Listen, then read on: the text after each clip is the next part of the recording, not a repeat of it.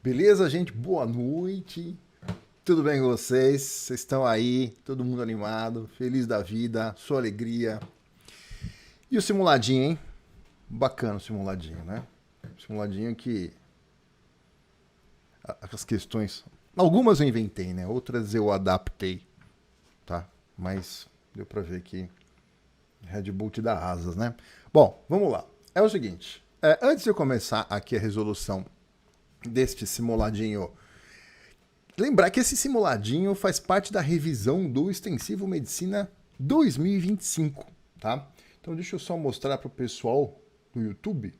Aliás, pessoal do YouTube, o material tá aí na descrição do vídeo, tá? Vou explicar para vocês como é que funciona o Extensivo Medicina de 2026, o melhor curso de física da internet deste país. Vamos lá. Então, como é que é a estrutura desse curso? Esse curso foi pensado da seguinte maneira. Primeiro bloco, a gente tem teoria, lista de exercícios, revisão semanal e simulados periódicos, tá? Então você vai assistir a teoria, essa teoria ela fica gravada, você assiste dentro do seu esquema de estudo na semana, vai fazer a lista de exercícios, provavelmente vai ter dúvida, vai tirar as dúvidas ou por WhatsApp comigo, tá? Ou pela resolução que eu disponibilizo, ou pelos vídeos, né, da resolução dos exercícios, ou então durante a revisão semanal, tá? E aí você também vai fazer simulados periódicos, são simulados de testes e simulados escritos. Muito bem. Aí depois a gente, esse primeiro trecho aqui, ó, essa primeira parte do curso, ela é mais ou menos, tá? De fevereiro até outubro. Bom, aí a segunda parte, que começa lá mais ou menos em setembro, a gente vai fazer uma revisão geral. Peraí, então você começa a revisão geral antes de terminar toda a teoria? Sim, porque senão não dá tempo de rever tudo para a prova do Enem, tá? Então a gente já em setembro já começa a fazer a revisão geral, tá? E aí a meta aqui é a gente rever toda a teoria que a gente viu no primeiro bloco e fazer mais exercícios, tá? E aí de outubro em diante, de outubro até dezembro, aí a gente faz a revisão por vestibular. Aí a gente aborda o vestibular. Então, FUVEST, como é que são as características da prova da FUVEST? O que ela mais cobra? Qual que é a tendência? Prova do Enem, como é que é um outro tipo de prova? Como é que eu faço a prova do Enem? Quais que são as características da prova do Enem? O que tem mais caído na prova do Enem? E a gente assim vai fazer para mais ou menos uns 10 vestibulares, tá? FUVEST, Enem, Unesp, FAMERP, FAMEMA, Unifesp, Einstein, Medicina ABC. A gente aborda prova por prova, tá? Então o primeiro bloco é para a gente entender a teoria, aprender a teoria da física, consolidar fazendo exercício e simulado. O segundo bloco já é para a gente fazer uma revisão geral, lembrando que a gente já revê toda semana, tá? E o terceiro bloco é para a gente rever atacando a prova, tá? Então são 3 revisões que a gente tem. Uma revisão da teoria semanal, toda semana a gente revê o que a gente viu na semana anterior. Aí depois, lá para setembro, a gente vai fazer uma revisão geral e fazer mais exercícios. Depois a gente faz a revisão, aí atacando o vestibular, prova por prova, tá? Bom, a teoria do curso, como é que ela está dividida, tá? Em 3 frentes. A frente número 1 é a mecânica, cinemática, dinâmica, estática e hidrostática. A frente número 2, a gente começa com vetores, tá? A gente fica 2 semanas vendo vetores, que é muito importante na física, grandezas vetoriais.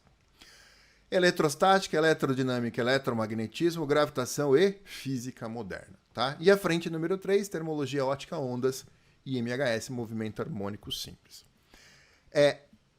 Só que antes dessas 3 frentes aqui, deixa eu colocar um asterisco aqui, né? Asterisco, tá? Semana 0, que eu chamo de semana 0. O que você tem na semana 0? Matemática para a física.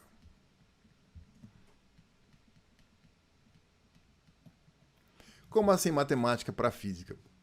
Eu analisei todos os aspectos matemáticos que a gente precisa para resolver os exercícios de física, tá? Então eu criei um mini curso de matemática abordando as operações matemáticas, né, as relações matemáticas, o que a gente precisa para poder resolver o exercício de física.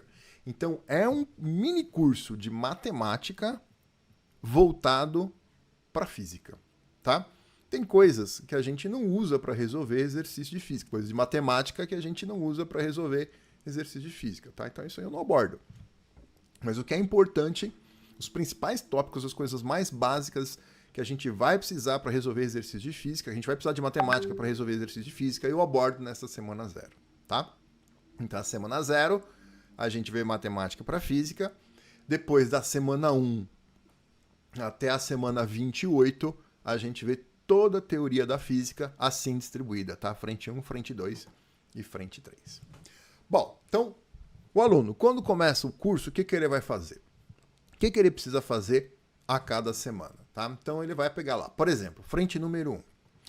A cada semana, na frente número 1, ele vai fazer o download do arquivo de teoria. Então, deixa eu mostrar para vocês aqui um exemplo de arquivo de teoria, tá? Então, vamos lá. Teoria. Por exemplo, aula de gravitação.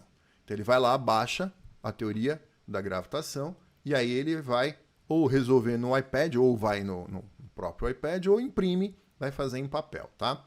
E aí, à medida que eu vou explicando a aula, né, ele vai preenchendo, tem umas lacunas para preencher, tá? E aí, obviamente, durante a aula, né, a gente faz exercício, tá? Então, os exercícios da aula já estão aqui neste material.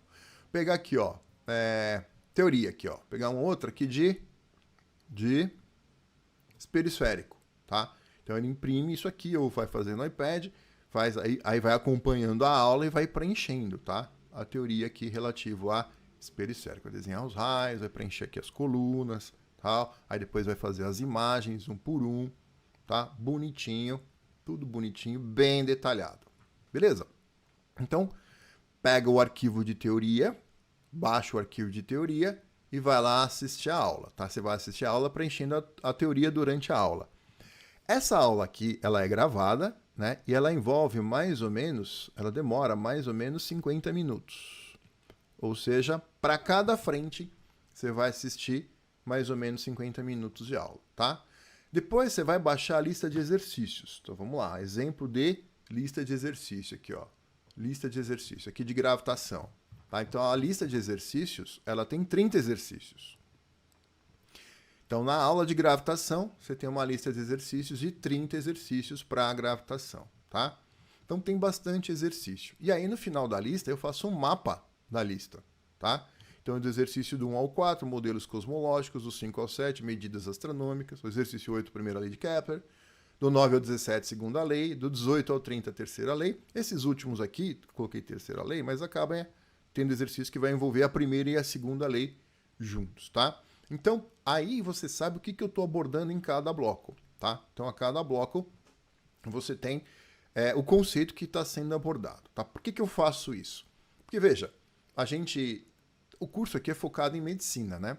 Então, se você pegar, por exemplo, uma prova para você estudar para medicina, você tem que passar em medicina, você tem que ser bom em tudo. Então, não adianta só você falar para você, ó, faz 10 mil exercícios de física, que você vai gabaritar a física, mas não vai ir bem em outra prova, tá? Então, como a meta é você ser aprovado em medicina, você precisa ser bom em tudo. Então, você tem que ter o equilíbrio, né? Distribuir bem o tempo entre as matérias. Então, aqui eu dou condições de você escolher, tá? Então, por exemplo, aqui, ó, na lista de espelhos esféricos, né? Então, eu tenho aqui, ó, a gente vai aprender a desenhar raio, exercício de raio, tal. Depois, exercício de formação de imagem, né? Então, lá no final, eu coloco aqui, ó, né? Então, o que é? Exercício de 1 a 7, exercício de raio, do 8 ao 18, exercício de espelho côncavo, do 19 ao 24, convexo, e do 25 ao 30, exercícios mistos.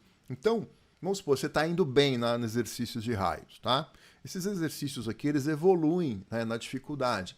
Então, se você achar que os exercícios iniciais estão muito fáceis, posso pular? Não, você tem que fazer exercício de cada bloco, tá? Então, você não pode pular o bloco, você pode pular alguns dentro do bloco. Então, eu falo, ou faz só os pares ou faz só os ímpares, mas é importante você passar por todos os blocos, tá? Então, se tá com facilidade, eu deixo você fazer só os pares ou só os ímpares. Não, tô com dificuldade. Não, aí tem que fazer tudo, tá? Porque aí você fez exercício 1, teve dúvida, vai lá, tira a dúvida, vê a resolução em vídeo, ou tira a dúvida comigo no WhatsApp. Beleza, aí vou para o exercício 2, né? Aí eu tive um pouquinho de dificuldade, mas foi exercício 3, exercício 4. Não, beleza. Aí consolidou, tá? Então tem que vai evoluir dentro dos blocos aqui dos exercícios, tá? E se você estiver indo muito bem, aí eu deixo você alternar, né? Fazer os pares ou os ímpares. Então vai baixar a lista de exercícios, são 30 exercícios por frente, vai tirar as dúvidas, tá? Ou comigo no WhatsApp, o WhatsApp quem tira a dúvida sou eu, tá? Você vai falar diretamente comigo, não é um plantonista, sou eu. Ou na revisão semanal. A revisão semanal, ela é ao vivo, tá? Então essa aqui, ao vivo. Então na revisão semanal, a gente vai ficar mais ou menos 50 minutos, tá? Eu revejo as 3 frentes que você estudou na semana anterior, tá? Então, por exemplo, nós estamos numa semana... Você estudou na semana 3, né? Semana 3 você estudou os conceitos da semana 3. Na semana 4, a gente vai ter aula ao vivo para revisar a semana anterior, que é a semana número 3, tá? E vamos fazer mais exercício. E aí a frente 2, mesma coisa. Você vai assistir a aula, mais ou menos 50 minutos, vai fazer 30 exercícios, tá? Dentro do bloco você pode fazer só os pares ou os ímpares, tá? Tira a dúvida. E aí, frente número 3, mesma coisa. Vai lá, mais ou menos 50 minutos de aula, 30 exercícios, tira a dúvida, tá? Bom, e aí, durante a semana, a gente vai ter a revisão semanal, como eu disse, para revisar os conteúdos da semana anterior, tá? Aí vai ter um arquivo da revisão semanal, que você vai baixar também antes da aula ao vivo, tá? E vai assistir a aula comigo ao vivo, mais ou menos 50 minutos também, tá? E aí a gente faz mais exercícios, tá? E aí depois eu fico tirando dúvida, tá? Então, no total, a sua dedicação por semana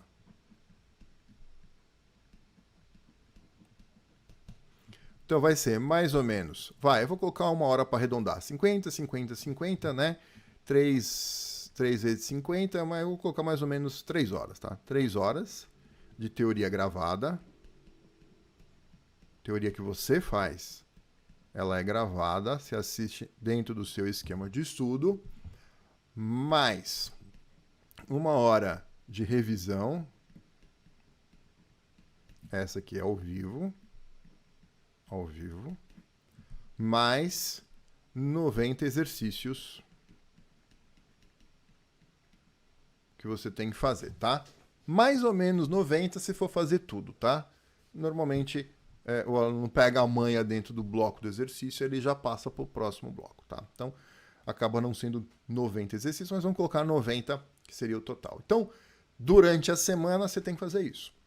Assistir às aulas de teoria gravada, assistir a aula de revisão comigo, ao vivo, e fazer os exercícios e tirar a dúvida dos exercícios, tá? E aí, mais ou menos a cada 15 dias vai ter simulado, tá? A gente vai ter simulado. Os simulados, aqui ó, periódicos. Os simulados, eles vão alternar, são mais ou menos 2 de teste para 1 dissertativo. Os simulados dissertativos você vai fazer e vai me entregar e eu vou comentar o seu simulado, tá? Caso queira, né? Eu comento, faço comentário 1 por 1, ou seja, eu faço uma gravação em vídeo, né, indicando o que está acontecendo, dizendo detalhes e como que você pode melhorar a sua resolução, tá? Então, mais ou menos é essa a estrutura do curso. O que está por trás, tá? Quando eu bolei o curso desse jeito. Bom, primeiro passo, você tem que saber física. Para você ser aprovado em medicina, você tem que saber física. Não dá para não saber física, tá? E como é que você sabe física? Você vai acompanhar as aulas com as folhinhas, vai preenchendo, a lista de exercícios, os plantões consolidam o aprendizado, tá? Depois a gente vai ter revisão geral e revisão por prova. Beleza. Aí, além de você saber física, você tem que ter a manha de fazer prova, tá? Então, saber a física é uma coisa, fazer prova é outra, tá? É totalmente diferente. Então, a gente aqui vai desenvolver a habilidade de fazer prova, tá? Como é que a gente desenvolve essa habilidade? Simulado. É fazer os simulados de teste e escrito, sempre controlando o tempo, tá? Então, quando eu passar para você o simulado, tá lá marcado o tempo que você tem que fazer.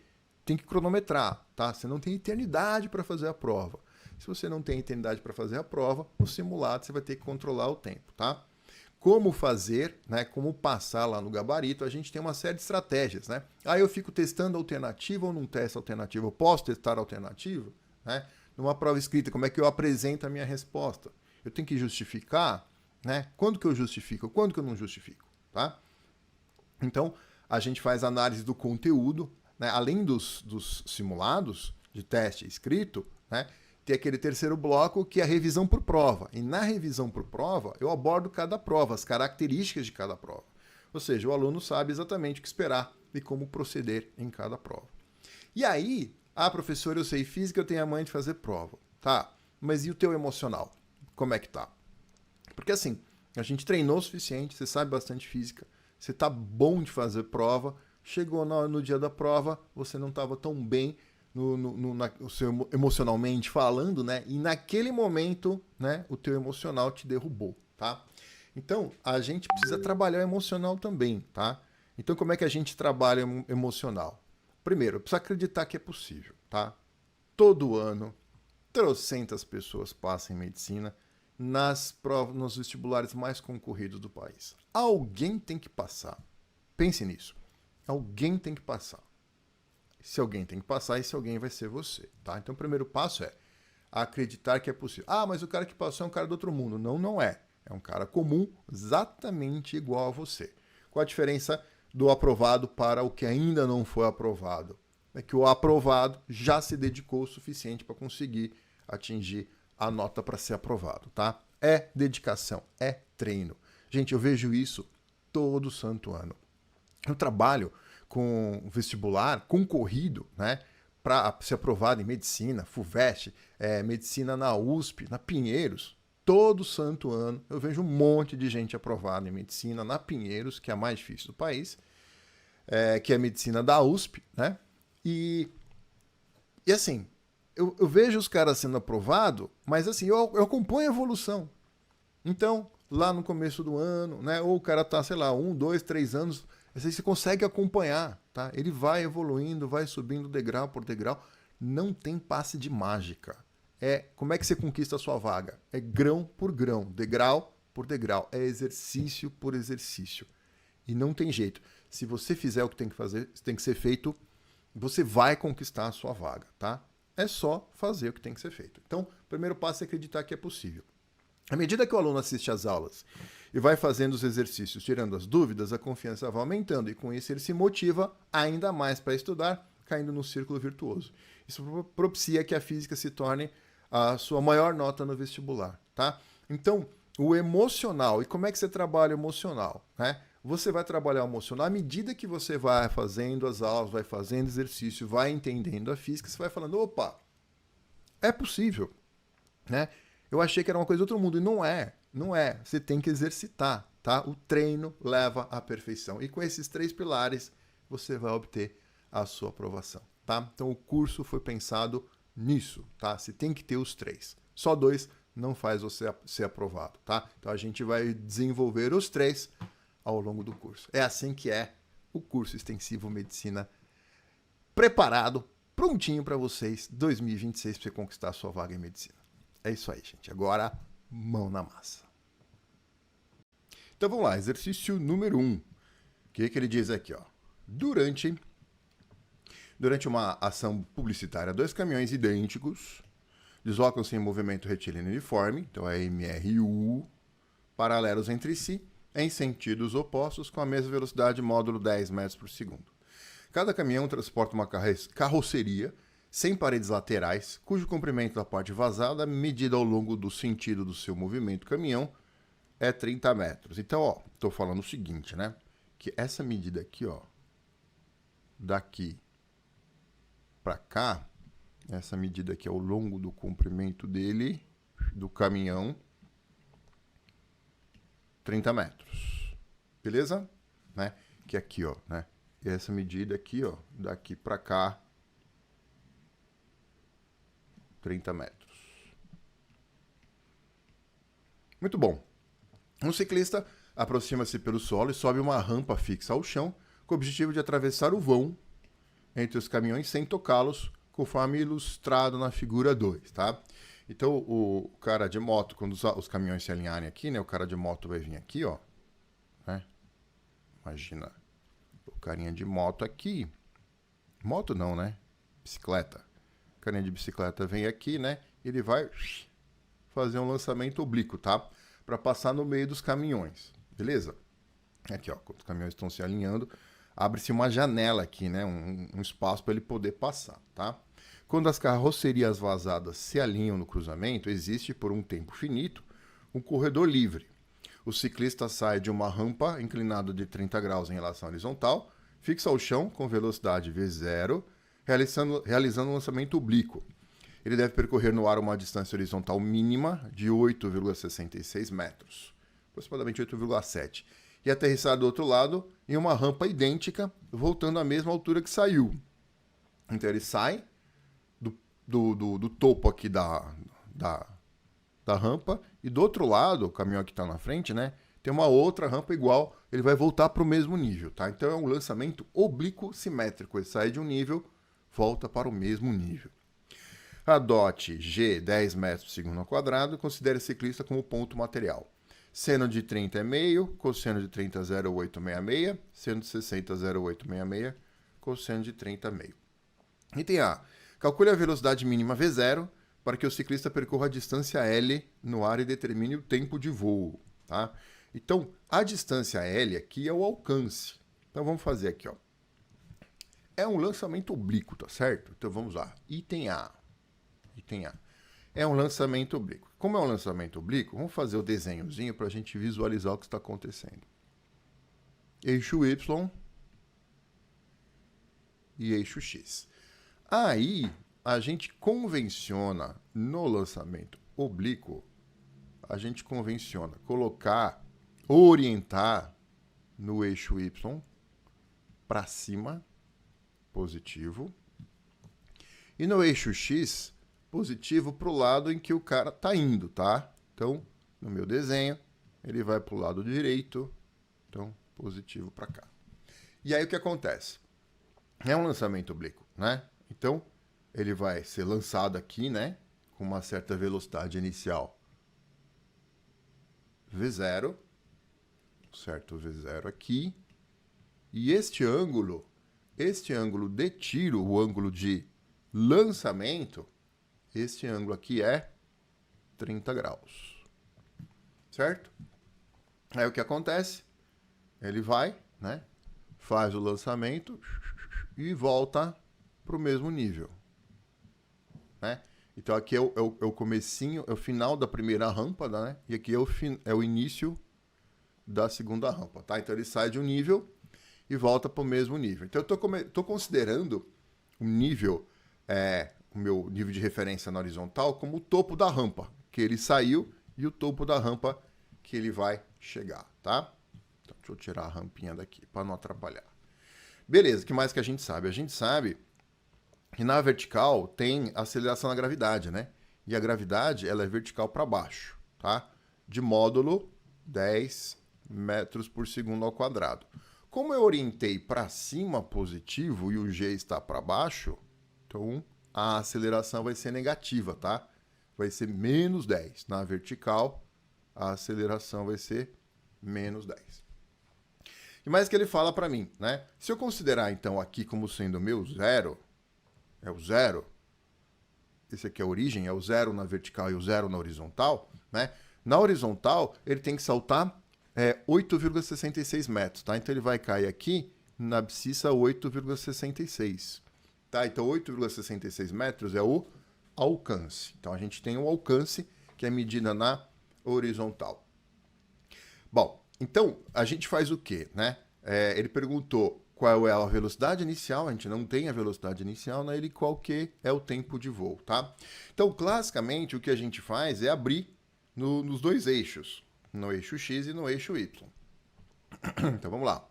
Eixo X. No eixo X, a gente tem movimento uniforme, tá? Qual é a formulinha lá do movimento uniforme? É o sorvete. S é igual a S0 mais V vezes T. Como é em x, essa velocidade que eu vou colocar aqui é o v0 no eixo x, tá? Então, quem que é o v0 no eixo x? A gente vai decompor essa velocidade inicial em duas componentes. Essa velocidade inicial ela vai ter uma componente na horizontal, que é o v0x, que a gente sabe que é v0, cosseno do ângulo, e uma componente na vertical, aqui, que é o v0y. E o v0y é v0 vezes o seno do ângulo, tá? Então, vamos lá. No eixo x, a gente tem o espaço final no eixo x é 8,66. O espaço inicial no eixo x é 0.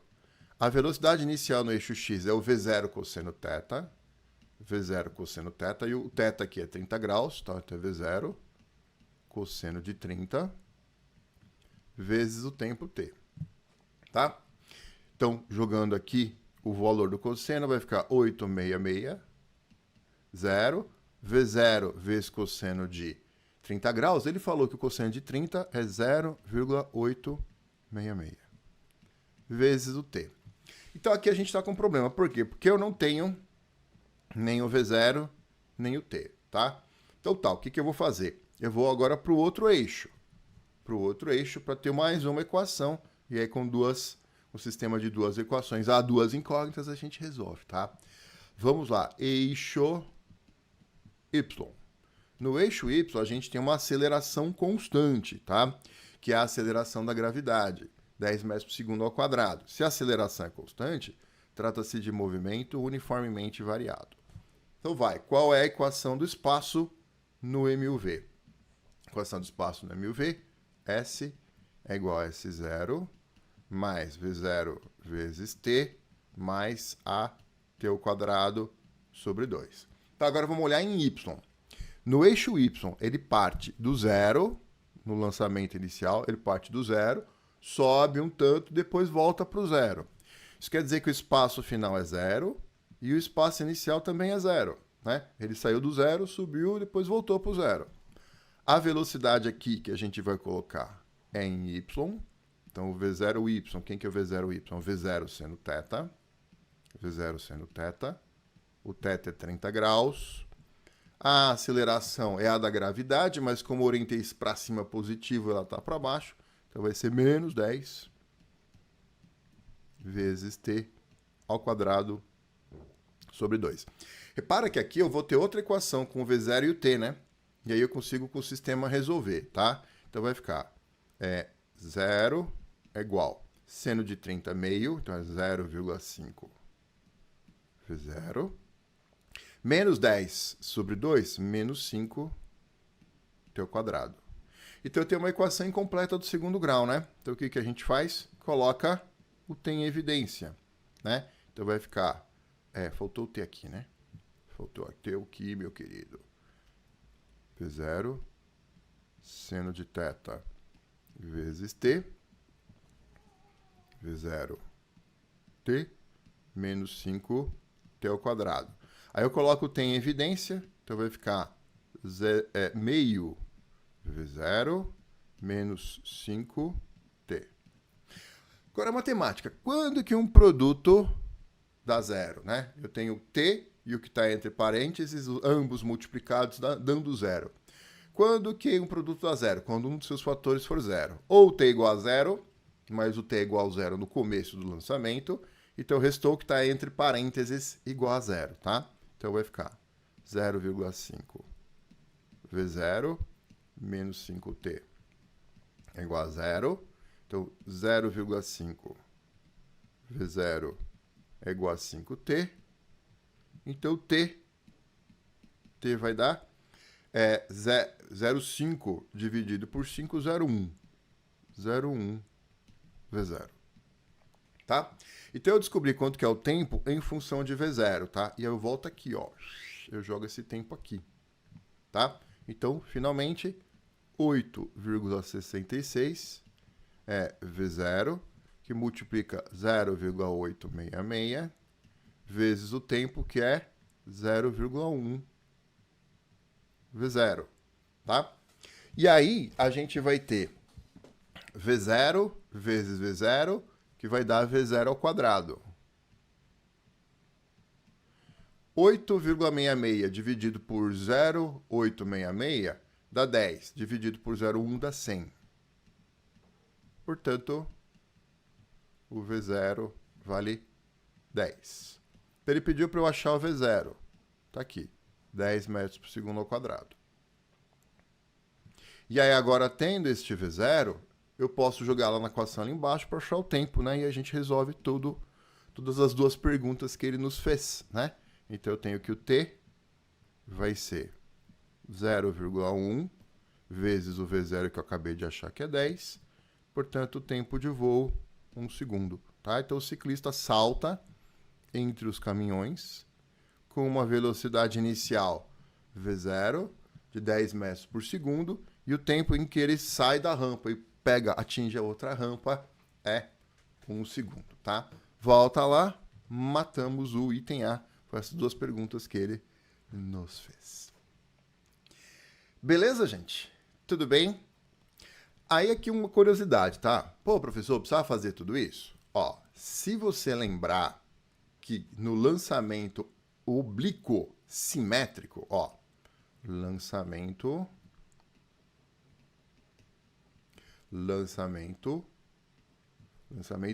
oblíquo simétrico. O que é o lançamento oblíquo simétrico, né? Ele sai do nível e retorna para o mesmo nível, tá? Então, se você desenhar um eixo aqui, você vai ver que dá para rebater um lado com o outro, é simétrico. Isso é um lançamento oblíquo simétrico, tá? O que seria um lançamento oblíquo assimétrico? No lançamento oblíquo assimétrico, ele sai de um nível e cai no outro nível. Aí, se você desenhar o eixo aqui na vertical, você vê que a parábola não é simétrica, tá? Então, nesse exercício, trata-se de um lançamento oblíquo simétrico. E no lançamento oblíquo simétrico, vale essa formulinha aqui. O alcance é V0 ao quadrado, seno de 2θ sobre G. Tá? Então, se você lembrar disso, vai muito mais rápido. Quem que é o alcance? 8,66. O V0 é a pergunta. Seno de 2θ. Quem que é o ângulo de tiro? É 30, né? Então, é 2 vezes 30. Sobre G, que é 10. Tá? Então, vai ficar, passo 10 para lá multiplicando, né? 8,66, na verdade, 86,6. Vai ser V0 ao quadrado, seno de 2 vezes 30. Seno de 2 vezes 30 é seno de 60. Quanto que é o seno de 60? 0,866, tá? Então, o V0 ao quadrado dá 100 e o V0 dá 10. É mais rápido. Aí você vai falar, pô, professor, então eu não precisava fazer os dois eixos? Ia precisar, porque se uma hora você ia ter que achar, tendo esse V0, aí eu ia para o eixo X, né? Então, eu evitaria de fazer o eixo Y, tá? Aí, tendo o V0, aí eu vou para o eixo X, tendo o V0 eu jogo aqui, eu descubro o tempo pela equação do eixo X, tá? É mais rápido. Mas, via de regra, por que eu fiz, então, abrindo nos dois eixos, né? Porque, normalmente, pode acontecer de exercício, cair um lançamento oblíquo e ele não ser simétrico. E aí eu não posso mais usar essa formulinha aqui, tá? Essa formulinha aqui, meus amores, só vale se o lançamento oblíquo for simétrico. Se não é simétrico, tem que ser pelo método que eu fiz aqui no item A, tá? Então, o item A, o que eu fiz aqui vale sempre. Essa formulinha aqui só vale se o lançamento for simétrico. Tamo junto? Vou apagar aqui porque a gente vai resolver o item B aqui, ó. Então, matamos o item A, né? Foi a primeira pergunta que ele nos fez. Ele perguntou o V0, achamos, e perguntou o tempo de voo, o tempo em que o ciclista ficou, né, fazendo o lançamento. Ele estava, entre aspas, né, voando, estava no ar, tá? Dúvidas até aí, gente? Tamo junto. Suave. Então vai, item B. Determine a velocidade relativa entre os caminhões. Tá, então vamos achar a velocidade relativa. Item B. velocidade relativa. Velocidade relativa. Quem que é velocidade relativa, né? A velocidade relativa é um conceito que a gente usa, né, quando a gente está fixando um dos dois móveis, tá? Então eu tenho os dois caminhões se movimentando, mas se eu tivesse dentro de um caminhão, qual que seria a velocidade que eu veria o outro caminhão? Como eles estão em sentidos opostos, né? Aqui, ó. Cadê? O meu outro dedo. Ah, tá aqui. Né? Sentidos opostos, né? Então, por exemplo, né? Eu tô indo... vou fazer um exemplo aqui na avenida, né? O carro está indo para lá a 20 metros por segundo, vou fazer quilômetro por hora. O carro está indo para lá a 80 km por hora em relação ao chão. Aí tem outro carro aqui na contramão para cá, sentido oposto, a 100 km por hora em relação ao chão. Qual a velocidade desse em relação a esse? Esse cara aqui, vou chamar ele de A, o A vai ver o B vindo a 180, tá? Então, do ponto de vista do A, o B está vindo a 180, tá? Então, sentido oposto, eu vou somar para achar a velocidade relativa, tá? Então, como os dois caminhões estão em sentidos opostos, então a velocidade relativa é a velocidade do caminhão 1 mais a velocidade do caminhão 2. Então, a velocidade relativa vai ser 10 mais 10. Então, a velocidade relativa entre eles dá 20 metros por segundo. Muito bem. Volta lá. A velocidade relativa, calculamos, né? E o intervalo de tempo, ΔT total, que o ciclista tem para fazer a manobra, o tempo no qual existe o corredor livre, tá? Então, veja, no item A gente achou o tempo em que ele demorou para fazer o lançamento. Só que existe um intervalo de tempo em que tem esse buraco aqui, né? Para o ciclista passar no meio. E, obviamente, esse tempo que ele tem para passar entre os caminhões é maior do que 1 segundo, né? 1 segundo é o tempo que ele demorou para fazer o salto, né? Mas os caminhões abrem que ele falou aqui, né? Esse corredor livre aqui, no intervalo de tempo maior do que 1 segundo. Então, ele quer saber esse tempo, tá? Então, vamos lá. Vamos fazer aqui, ó. Vamos fazer o início da janela e o final da janela, tá? Então, fazer o desenho para enxergar. Início da... Chamou janela? Chamou? Corredor livre. Início do corredor. Corredor livre. Então, ó, temos aqui o caminhão 1. O caminhão 1. Indo para cá, eu não vou desenhar a carroceria, tá? E o caminhão 2, eu vou desenhar ele um pouquinho mais para baixo aqui para a gente poder enxergar. O caminhão 2 tá vindo para cá. 2. Tá? Bom, aí o que eu vou fazer? Como eu vou usar a velocidade relativa, e a velocidade relativa é quando você está estudando o movimento a partir de um móvel, né? Ou seja, eu fixo o referencial. Se eu tivesse aqui sentado no caminhão 1, tá? Se eu tivesse aqui, ó.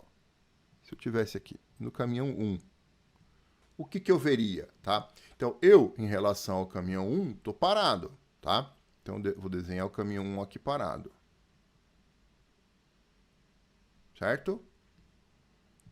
E o caminhão 2 passaria por mim, né? Então, do ponto de vista do caminhão 1, eu tô ali no caminhão 1, eu veria o caminhão 2 passar, tá? E quando que fecharia esse corredor livre, né? Quando o caminhão 2 estiver assim, ó. Caminhão 2. Beleza, gente? Dá para entender isso? Ó, eu fiz um esqueminha aqui para ficar claro. Eu fiz os caminhões aqui, ó. Vamos lá. Acompanha aqui comigo, ó. Então eu tenho aqui o ciclista, tá? Aqui eu tenho um caminhão e aqui eu tenho outro caminhão, tá? Então, quando eles se alinham aqui, ó, começa bem na hora que alinhou a frente de um com a frente do outro, abre o corredor livre, tá? Ó, Então o ciclista pode passar aqui no meio, passa, passa, passa, passa, passa, passa, passa. E quando é que vai terminar? Quando termina, quando a traseira de um alinhar com a traseira do outro, tá? Então, no começo estava frente de um com a frente do outro. As duas frentes se alinharam. Aí, ó, abriu o corredor. Aí o ciclista pode passar, até alinhar as duas traseiras. Beleza? Então tá. Então, ó, começo, as duas frentes estão alinhadas, né? E depois as duas traseiras, tá? Então eu vou dar nome aqui para os pontinhos para a gente enxergar, tá? Então aqui, ó, vou chamar aqui, ó, a frente, essa aqui é a frente do 1, isso aqui é a traseira do 1, tá? Essa aqui é a frente do 2, essa aqui é a traseira do 2, tá? Então, aqui ficou a frente do 1, aqui a traseira do 1, aqui a frente do 2 e aqui a traseira do 2, tá? Então, quanto que, por exemplo, pega um ponto aqui como referência, tá? Vamos lá. Quanto que a frente do 2 caminhou? A frente do 2 estava aqui, né? E a frente do 2 veio para aqui, ó. Certo? Então, quanto que a frente do 2 andou? No início do corredor, a situação é essa, né? E vou colocar aqui, ó.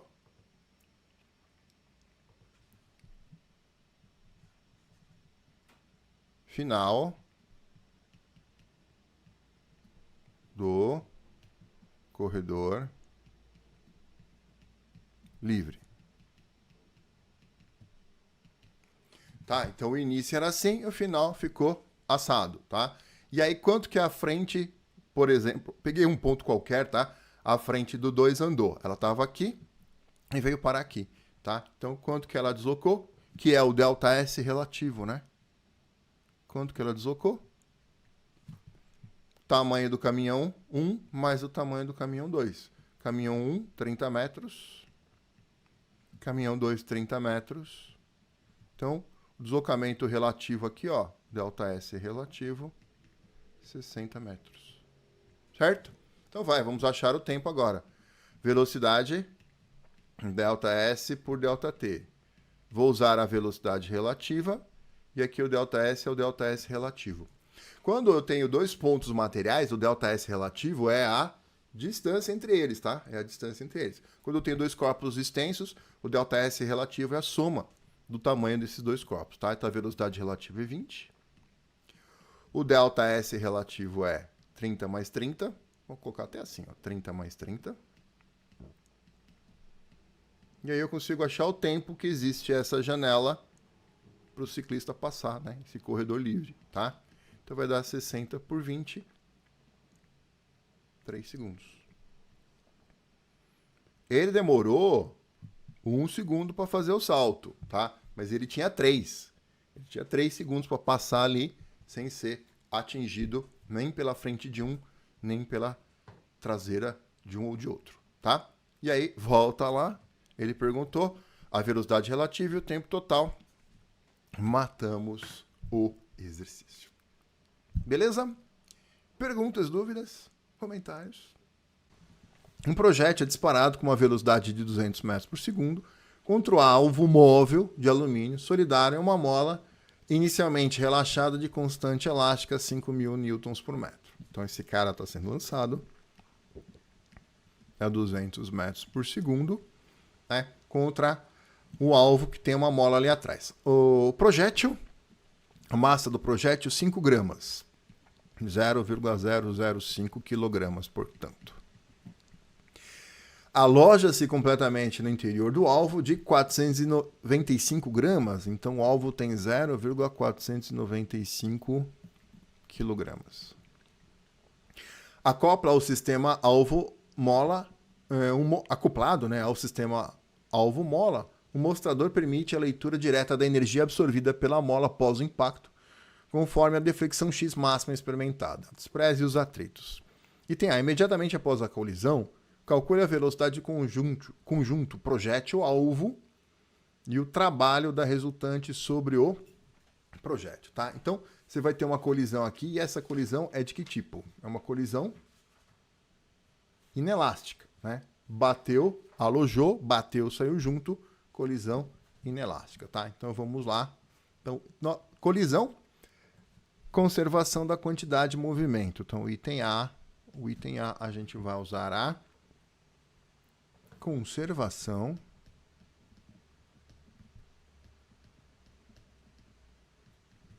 da quantidade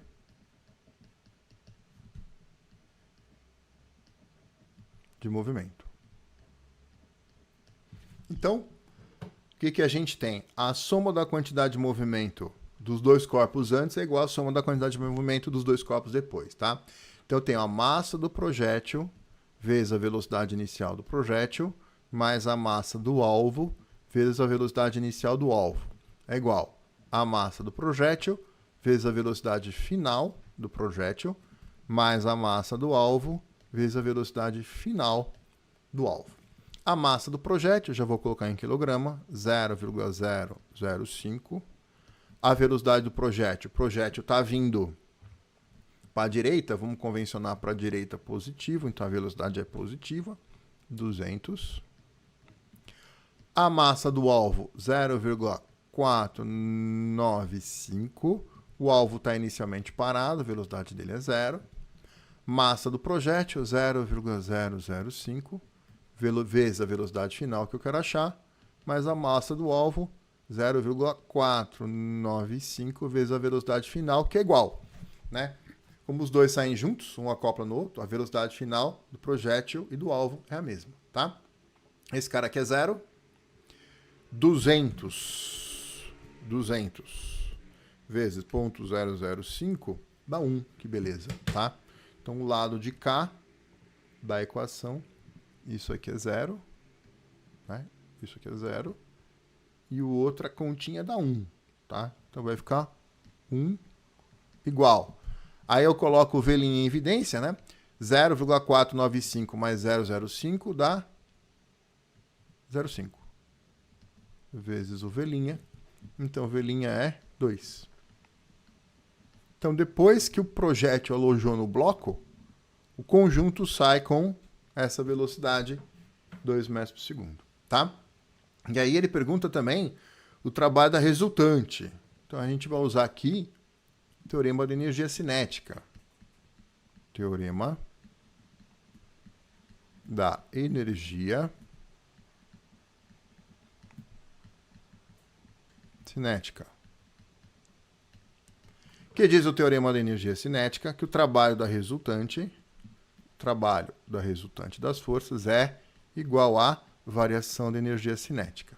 Então, o trabalho da resultante é a energia cinética final, mv final ao quadrado sobre 2, menos mv inicial ao quadrado sobre 2, tá? Então, vamos lá. Agora, a gente quer, o que ele perguntou aqui, né? O trabalho da resultante sobre o projétil, certo? Então, a gente tem que pegar a massa do projétil, a velocidade inicial do projétil, antes da colisão é 200, e depois ele acoplou, né? O projétil veio, entrou aqui no alvo, né? Ele alojou aqui no alvo. O projétil está aqui, ó, alojado aqui no alvo. E aí o projétil sai com a mesma velocidade do alvo, né? Ele sai com a velocidade final que a gente calculou aqui de 2 metros por segundo, tá?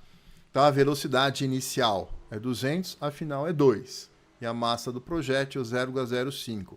Então, vai ser, o trabalho da resultante vai ficar massa do projétil, 0,005. O trabalho da resultante sobre o projétil, trabalho da resultante sobre o projétil vai ser, fazendo a continha, 2 ao quadrado, 4, dividido por 2 dá 2. 2 vezes 0,005 dá 0,01, menos 200 ao quadrado vezes 0,005 dividido por 2. 100. Então, o trabalho da resultante vai nos dar menos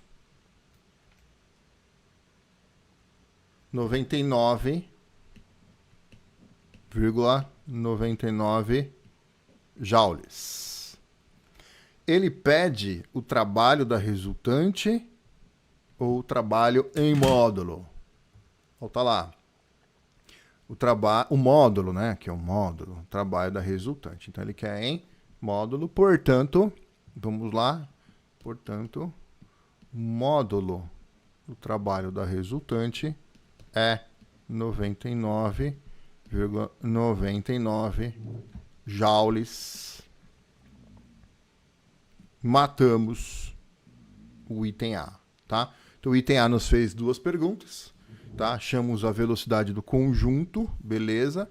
E o trabalho da resultante, beleza. Matamos o item A. Tudo bem? Beleza? Perguntas? É que eu olhei esse 99 aí, eu falei, eu vou considerar como zero. Aí eu deixei um e errei. Legal. É porque eu falei, a proporção é muito pequena. Eu achei que era para desconsiderar, porque eu falei 99,99, eu falei, não deve ser isso. Aí eu considerei como se ele tivesse parado no final, entendeu? Se a energia cinética final fosse zero. Ou seja, Ele proporcional. você fez certo, e aí você achou que não era isso. Você não foi confiante no seu taco. Essa é a verdade. É, exato. Vamos lá, beleza. Item B. Determine a deflexão X máxima experimentada pela mola após impacto do projétil, tá? E depois ele faz outra pergunta, tá? Então, ó, o que vai acontecer? O bloquinho alojou, o projétil alojou no alvo e o conjunto, que tem uma massa de 0,5 kg, que está na velocidade de 2 metros por segundo, vai comprimir a mola até parar. Certo? Então a gente vai usar agora a conservação da energia mecânica. Então vamos lá. Conservação da energia mecânica. Então, item B. Conservação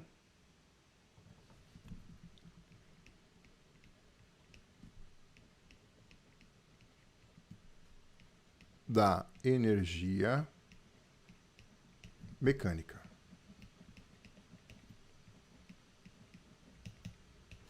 Conservação da energia mecânica, tá? Então, energia mecânica inicial, energia mecânica inicial igual energia mecânica final.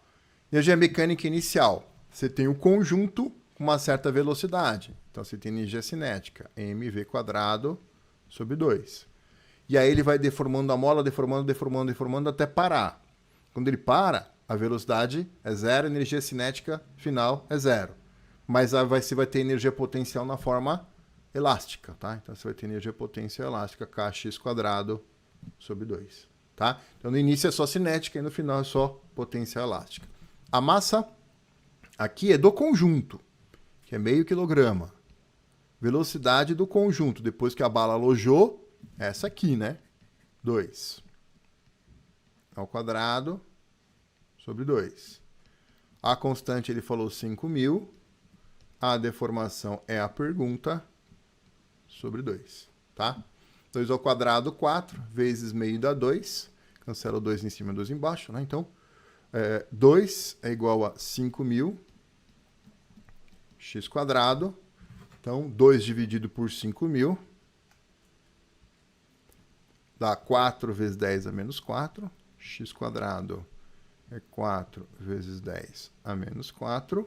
Portanto, x é 2 vezes 10 a menos 2, tá? Também conhecido como 0,02 metros. Tudo no sistema internacional. Então, a resposta sai em metros, tá? Então, volta lá. Ele especificou a unidade que ele quer? Não. Você podia colocar 2 centímetros, então, tá? Vou deixar 0,02 metros. E a energia indicada pelo mostrador acoplado ao sistema, tá? Então, qual que é a energia? Quanto que ele armazenou de energia ali na mola, né? Veja, a energia armazenada na mola é exatamente o kx² sobre 2, que é igual à energia cinética que eu tinha aqui, tá? Tanto faz, tá? Então, a energia armazenada na mola é a energia potencial elástica, que é o kx² sobre 2. Essa energia potencial elástica é o K, 5.000. O X é 0,02 ao quadrado sobre 2. Isso vai dar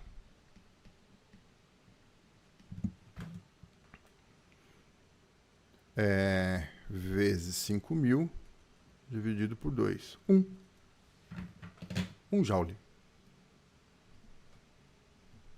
Acabou o exercício.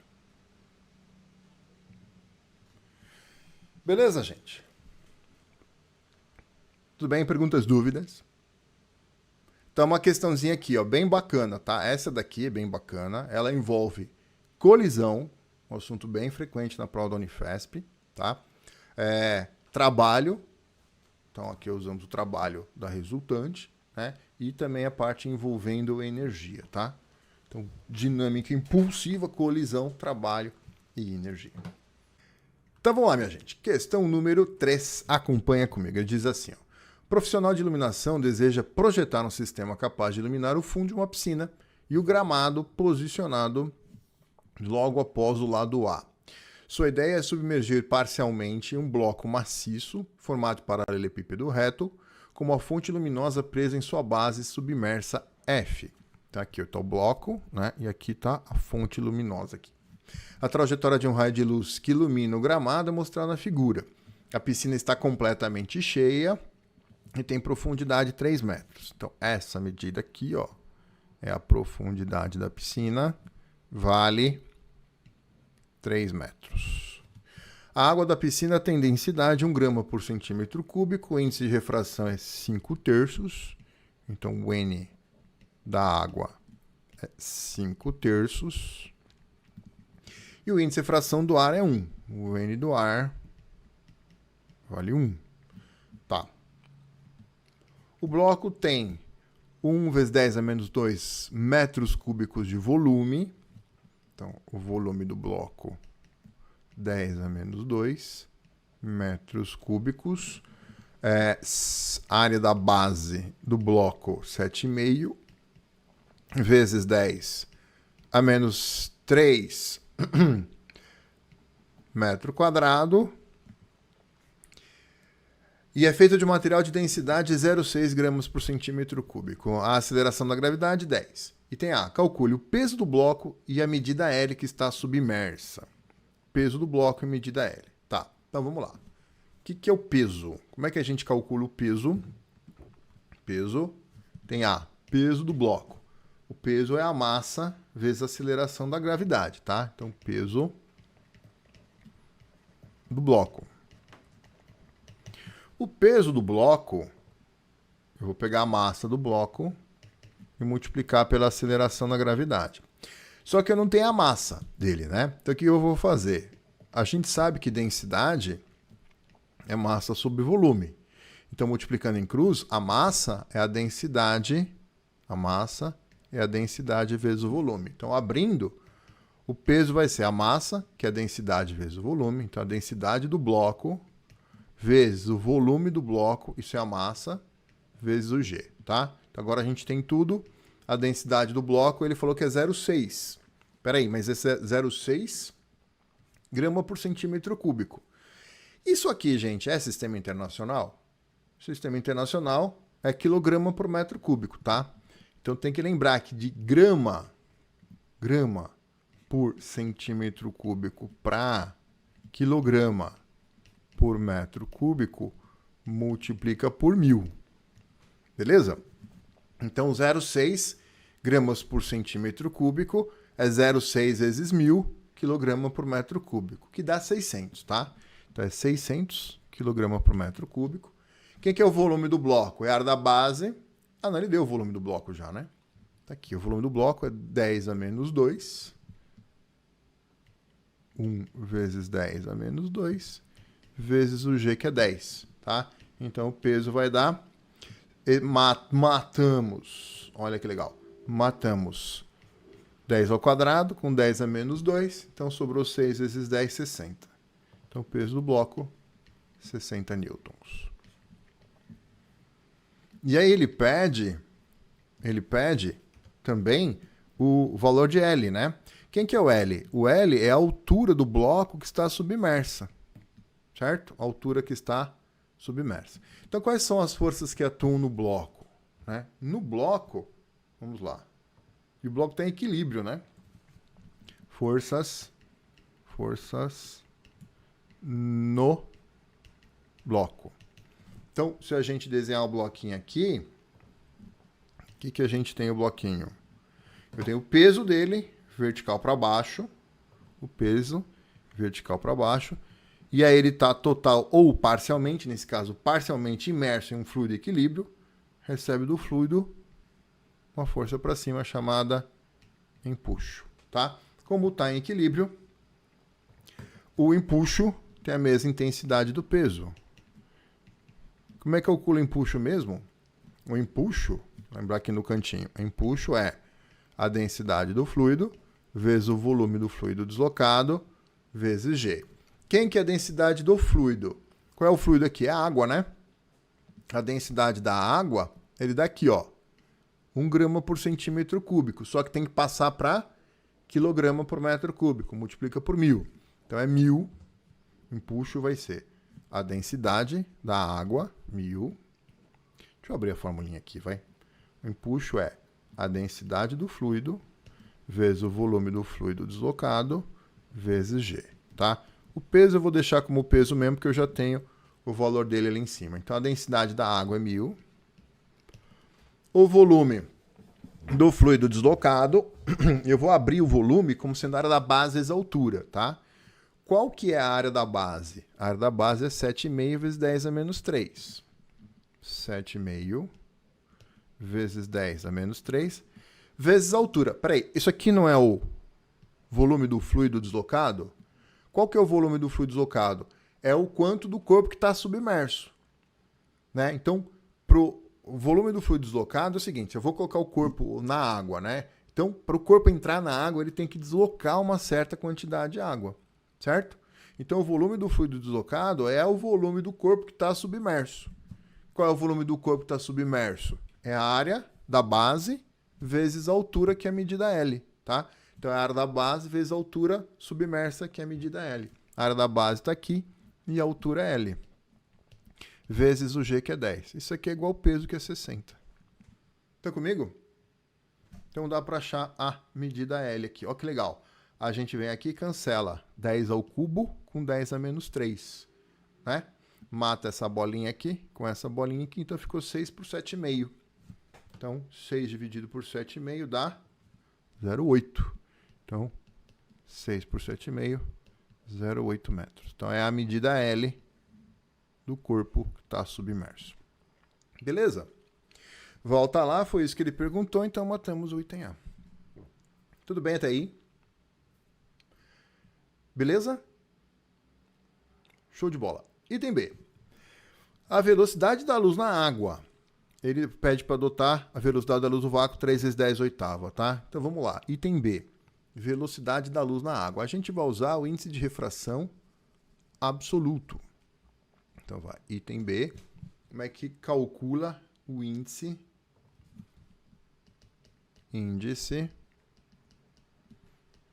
de refração absoluto? O N é C sobre V. Então, o índice de refração absoluto é a velocidade da luz no vácuo dividido pela velocidade da luz no meio. Índice de refração absoluto da água, né? É a velocidade da luz no vácuo dividido pela velocidade da luz na água. O N da água, ele falou 5/3. C é a velocidade da luz do vácuo, é dado, 3 vezes 10 oitava. Então, vamos achar a velocidade da luz na água. Então, a velocidade da luz na água vai ser 9 por 5. 1,8 vezes 10 oitava metros por segundo.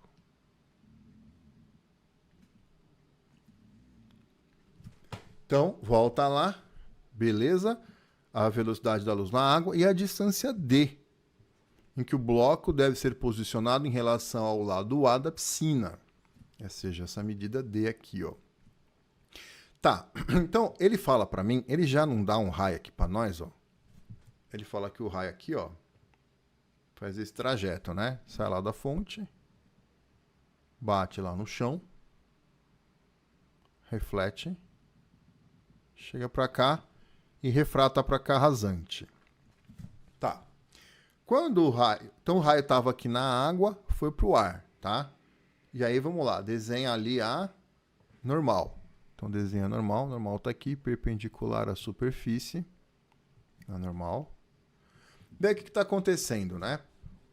Para esse raio aqui refratando da água para o ar, veja, o ângulo de incidência é esse e o de refração é esse. Estão comigo, né? Estou fazendo daqui para cá, da água para o ar, certo? Só que quando o ângulo de refração é 90 graus, o ângulo de incidência tem um nome. Como é que se chama? Limite. Lembra disso? É o ângulo limite. Lembra da formulinha do ângulo limite? Seno do ângulo limite é o índice de refração menor sobre o índice de refração maior. Qual a ideia? A ideia é que se eu tiver esse ângulo aqui, eu posso depois analisar a geometria para achar a medida D, que é a pergunta, tá? Então vamos calcular o seno desse ângulo aqui, tá? Então vamos lá. Ângulo limite. Ângulo limite. A gente sabe que o seno do ângulo limite, é o índice menor dividido pelo índice maior. O seno do ângulo limite vai ser o índice menor é o do ar, 1. O maior é da água, 5/3. Então, o seno de L dá 3/5.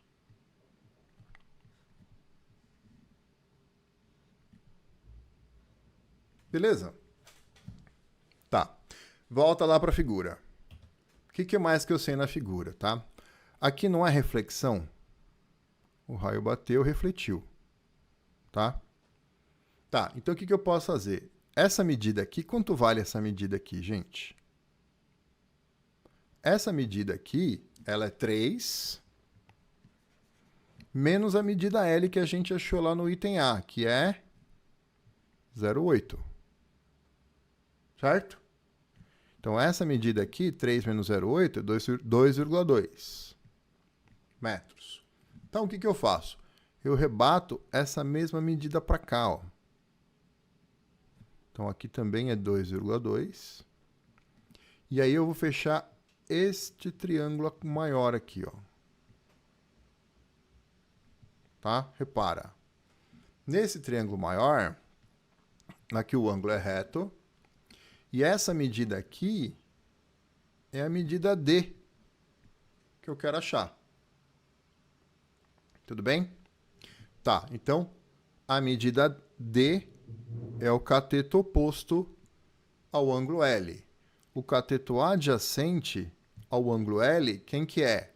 É a profundidade da piscina, 3, mais esse 2,2 aqui, tá? Então, o cateto adjacente, 3 mais 2,2, isso tudo aqui é 5,2. Estão comigo? Então, ó, a profundidade da piscina é 3. Esse pedacinho aqui a gente viu que é 2,2, né? Então, isso aqui é 3 mais 2,2, que dá 5,2. Então, o cateto adjacente ao ângulo L é 5,2, o cateto oposto é pergunta, né? E aqui é o ângulo L. Então, eu vou lá fazer esse triângulozinho aqui para o examinador. Para o examinador confiar em mim. Este garoto não está inventando as coisas, ele fez a conta. Olha lá. Então, aqui é o ângulo o ângulo limite. Aqui é o ângulo limite. Esse catetinho aqui vale 5,2 metros. E aqui é a medida D, que eu quero achar, tá? Bom, então eu preciso da tangente, concorda? Tá. Se eu sei o seno, como é que eu faço para achar o cosseno? Relação fundamental da trigonometria? Tá. Beleza, dá para fazer, né? Seno ao quadrado de L mais cosseno ao quadrado de L dá 1. Concorda? Mas, ó, se a gente pensar nesse triângulo aqui, ó. 3, 5. Pensa nesse triângulo aqui comigo, ó. Imagina que aqui é o ângulo L. Se aqui é 3 e aqui é 5, o seno dá 3/5? Dá. Tá. Mas se um cateto é 3 e a hipotenusa é 5, o outro cateto é quanto? 4. Certo? É o famoso... Posso pensar no triângulo 3, 4, 5, concorda? Ah, mas não é o mesmo triângulo. Tudo bem, mas é semelhante. E aí, a tangente dá 3/4. A tangente é o cateto oposto pelo cateto adjacente. Deu para entender? Você pode visualizar isso na prova, fica mais rápido, tá? Ou então faz a conta. Vamos fazer a continha aqui, só para vocês verem, ó. Seno ao quadrado de L mais cosseno ao quadrado de L dá 1. O seno é 3/5 ao quadrado. Cosseno ao quadrado de L é igual a 1. Então ficou cosseno ao quadrado de L é 1 menos 3 ao quadrado, 9. 5 ao quadrado, 25. Isso aqui vai dar cosseno ao quadrado de L. Aqui, 1 é 25 sobre 25. 25 menos 9, 16. Então, isso aqui é 16 sobre 25. Né? Então, daqui a gente tira aqui o cosseno de L dá raiz disso, né? 4/5. Beleza? E aí, finalmente, eu venho aqui para a tangente, né? A tangente do ângulo L é o cateto oposto D pelo cateto adjacente, que é 5,2. Quem que é tangente de L? É seno sobre cosseno. 3/5, que é o seno, sobre 4/5, que é o cosseno. Isso aqui é D sobre 5,2. 3/5 sobre 4/5 dá 3/4, tá? Então vai ficar 3/4 é D sobre 5,2. Portanto, D, 5,2 vezes 0,75, 3,9, né? 3,9 metros. Acabou o exercício. Deixar bonitinho aqui, ó. 3/5. E aqui, 4/5.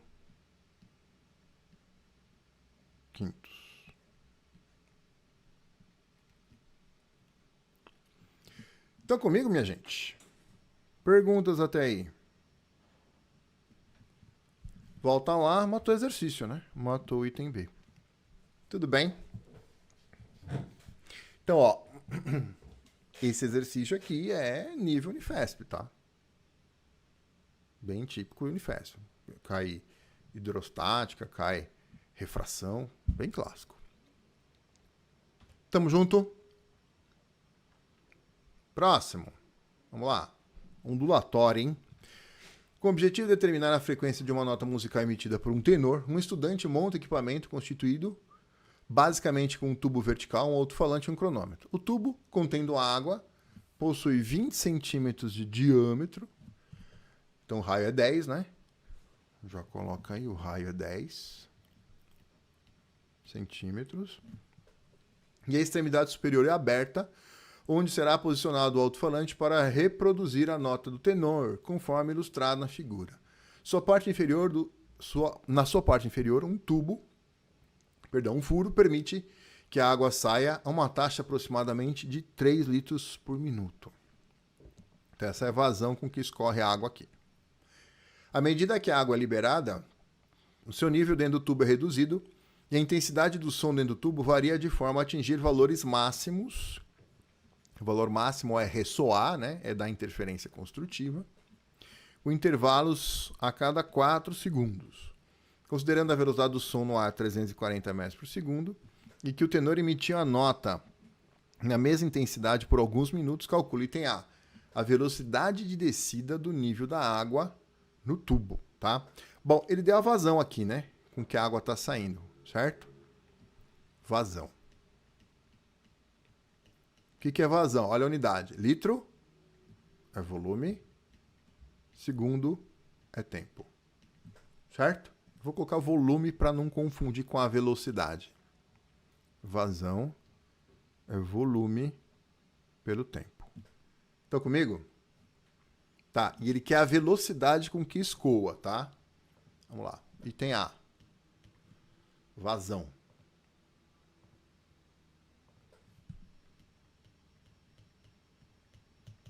A vazão é... A vazão é o volume pelo intervalo de tempo. Tá bom. A vazão é... Quem que é o volume? É a área da base vezes a altura, dividido pelo tempo. Estão comigo? Agora, quem que é a altura? A altura com que desce, ou seja, posso pensar num deslocamento na vertical, né? Pelo tempo. O que é isso aqui? Velocidade. Essa é a velocidade com que a água está descendo. Certo? Agora é só jogar os números, né? A vazão é... Quanto? 3 litros por segundo. 3 litros por... Volta lá. Segundo. Tá. 3 litros. Vamos deixar todo o sistema internacional. Volume no sistema internacional é litro? Não. O volume é metro cúbico, tá? Então, de litro para metro cúbico, divide por 1000. 3 litros é 3 vezes 10 a menos 3 metro cúbico, tá? Beleza. A área da base, eu vou ter que colocar em metro quadrado, né? O diâmetro é 20, o raio é 10, tá? Quem que é a área? πr ao quadrado. Ele pediu para você achar, considerar o π como sendo 3, tá?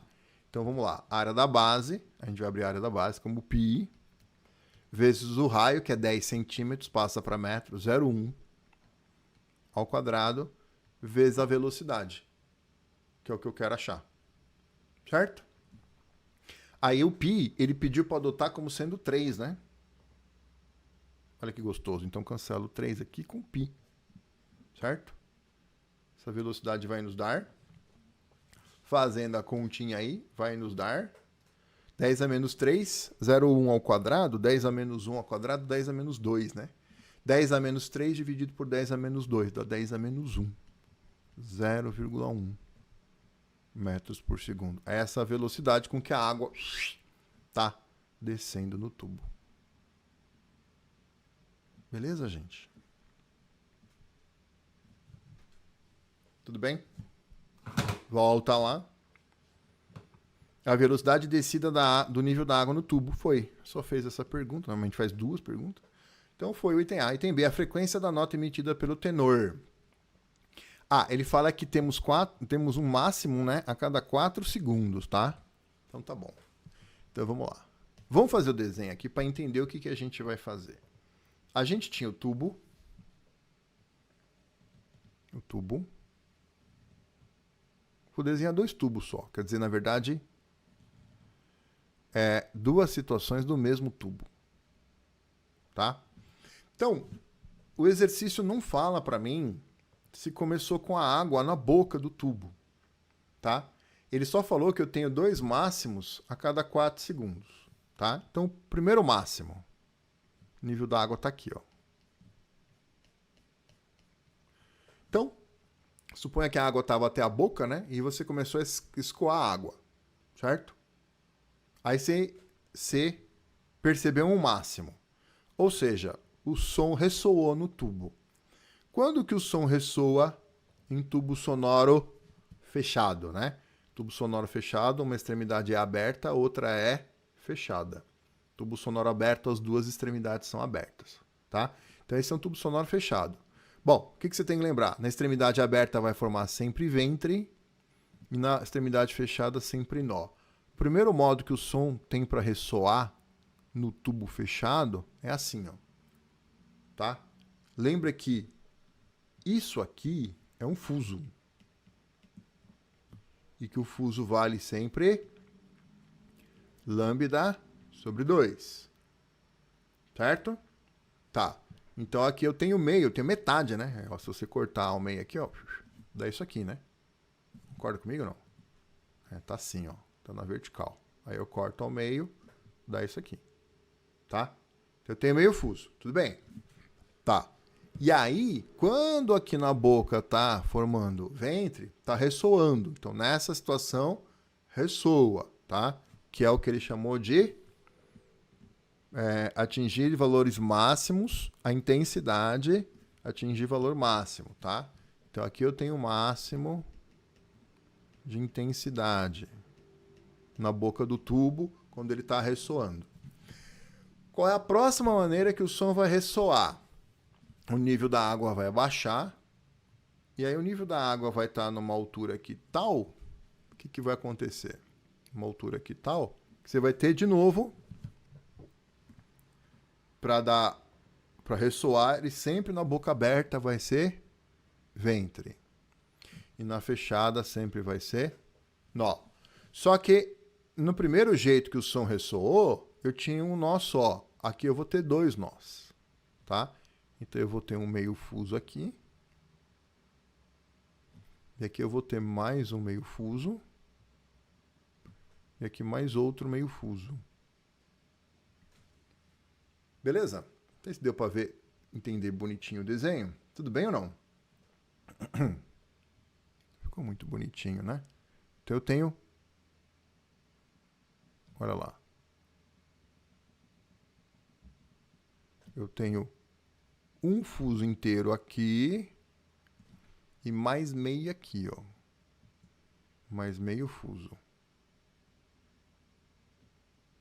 Certo? Tá.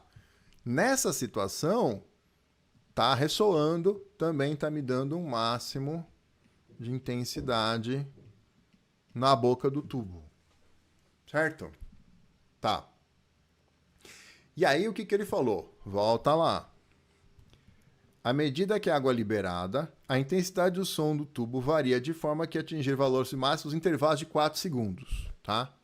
Então, para essa situação e essa situação, eu tenho intervalo de tempo de 4 segundos, certo? E aí, quanto que a água desceu nesses 4 segundos? Ela desceu essa medida aqui, certo? No desenho, o que é essa medida aqui? Não é o fuso inteiro? Tá? Então essa medida aqui é lambda sobre 2. Tá? Então em 4 segundos a água desce o equivalente a lambda sobre 2. Então eu vou achar o lambda, né? Então vamos lá. Velocidade é igual a ΔS por ΔT, tá?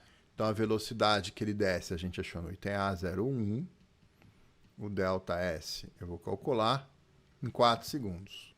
Então o ΔS me dá 0,4 metros. Acontece que esse 0,4 metros aqui é lambda sobre 2. Então 0,4 é lambda sobre 2. Então lambda é 0,8. E aí eu vou lá para relação fundamental.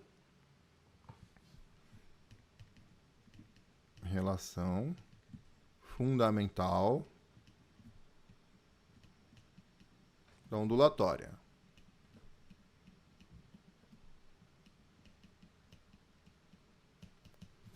V igual a lambda vezes F. V é lambda vezes F. A velocidade do som, ele deu lá, né? 340. O lambda é 0,8. Eu vou achar a frequência. Essa frequência dá 340 por 0,8. 340 dividido por 0,8, 425. Então, 425 Hz. Então, essa é a nota emitida pelo tenor, pelo cantor. 425 Hz. Foi isso que ele pediu? Foi isso que ele pediu. Tá? Então, achamos, matamos o item B, matamos a questão.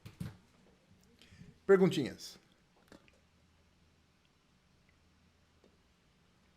Achei chato pra interpretar o B. O B eu achei chatinho. A interpretação do B eu achei bem chato. Essa questão aí eu peguei de uma prova de segunda fase, tá? Lá do centro-oeste do Brasil, tá? Mas é uma prova bem feita, prova bem feita. E aí como é que você faz? Tem que fazer o desenho, não tem jeito. Se você não fizer o desenho, você não enxerga, né? Então você tem que lembrar, à medida que a coluna d'água vai descendo, ela vai ressoando, o tubo vai ressoando, né?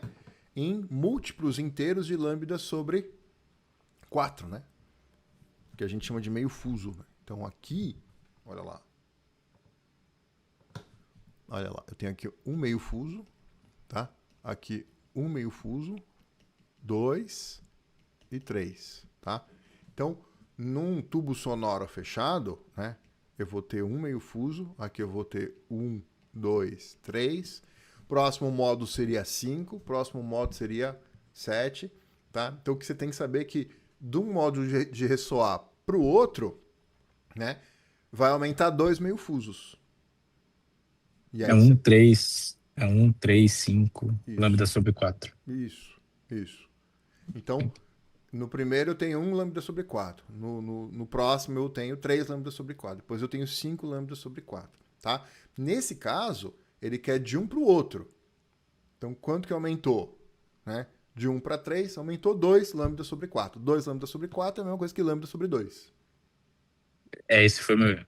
Que eu considerei o 3 lambda sobre 4, porque eu considerei ele estaticamente, não a variação, né? Eu considerei, obviamente, o ΔT de 4, mas eu considerei como se ele estivesse ressoando na parte de 3 lambda sobre 4, não variando em relação ao início, que ele já teria um meio fuso, né? É isso. Então, como ele falou que a cada 4 segundos ressoa, então os 4 segundos é entre um modo de ressoar e o próximo. Beleza? Chique. Tudo bem, então vamos para a última questãozinha do simuladinho. Vamos lá. Então, diz assim. Eletrodinâmica, né? O circuito representado é constituído por 4 resistores ômicos, um gerador ideal e uma chave CH de resistência elétrica desprezível. 2 lâmpadas idênticas, L1 e L2, que apresentam os valores nominais de tensão e potência igual a 40 watts, 80 volts. Contrário, né? 40 volts, 80 watts. Cada. A chave pode ser ligada no ponto A ou no ponto B, fazendo funcionar apenas uma parte do circuito de cada vez. Considerando desprezíveis as resistências elétricas dos fios de ligação e de todas as conexões utilizadas, calcule. Item A. As potências dissipadas pelas lâmpadas L1 e L2. Então, eu quero a potência. Quando a chave é ligada no ponto A. Então, vamos lá. Quando a gente liga a chave no ponto A, né, o que vai acontecer? Vamos analisar aqui. Ó. No ponto A,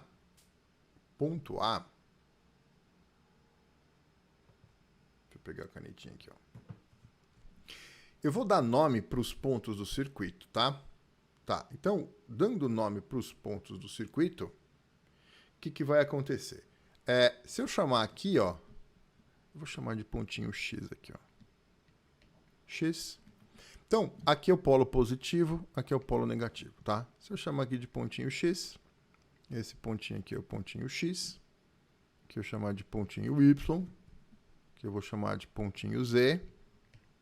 Aí, ó, toda vez que eu tiver entre um ponto e outro só o fio, o ponto é o mesmo, tá? Esse aqui eu chamei de Z, ó, segue o fio. Aqui é Z também.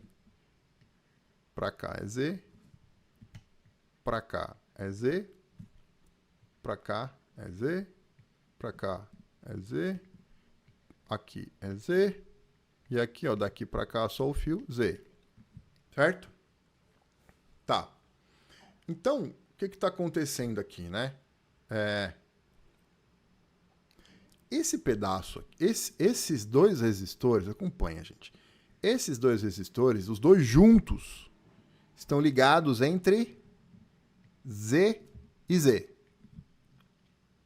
Certo? Se eles estão ligados entre o mesmo ponto, qual que é a diferença de potencial aplicada nele? Se o ponto é o mesmo, quanto vale a diferença? Hã? Liga o microfone. A mesma. Eles estão entre os mesmos pontos. Eles Tá, estão mas entre os mesmos pontos. tá. Ó, pega esse pedaço aqui, ó. O resistor de 20 e o resistor de 10. Tá ligado Aí, no ponto Z e no ponto Z. Qual é a diferença de potencial entre esse ponto e esse? é a soma das duas. Não, a resistência Mas equivale. é resistência equivalente dá 30. Beleza. Mas qual é a diferença de potencial? Diferença de potencial não é o potencial. Não é o potencial. DDP entre A e B. Não é É a soma VA das duas. menos VB? Calma lá. Diferença de potencial não é o potencial de um ponto menos o potencial do outro ponto? Sim. Sim. Se o ponto é o mesmo, a diferença entre Z e Z é VZ menos VZ. Ah, tá. Dá quanto isso? Zero. Zero. Ou seja, esses dois resistores e essa lâmpada, elas estão ligadas no mesmo ponto. A diferença de potencial é zero. Você está dando um curto-circuito nessas daí. Nesses dois resistores e nessa lâmpada. Certo? Conseguem visualizar isso, gente? Ó, vamos redesenhar o circuito. Ó. Redesenhando. Vai ficar assim, 40 volts. Aqui, ó, eu tenho a lâmpada. A lâmpada L2. Eu tenho aqui os dois resistores aqui. Um de 10 ohms. Que é esse, né? Um de 20 ohms. E aí, ó. Ponto Z, ponto Z, ponto Z e voltou pro gerador. Então tá ligado no gerador. Tá? E os pontos que eu dei, eu chamei aqui de X. Eu chamei esse pontinho aqui de Y. Eu chamei esse pontinho aqui de Z. Tá? E os dois resistores e a lâmpada. Então aqui, ó.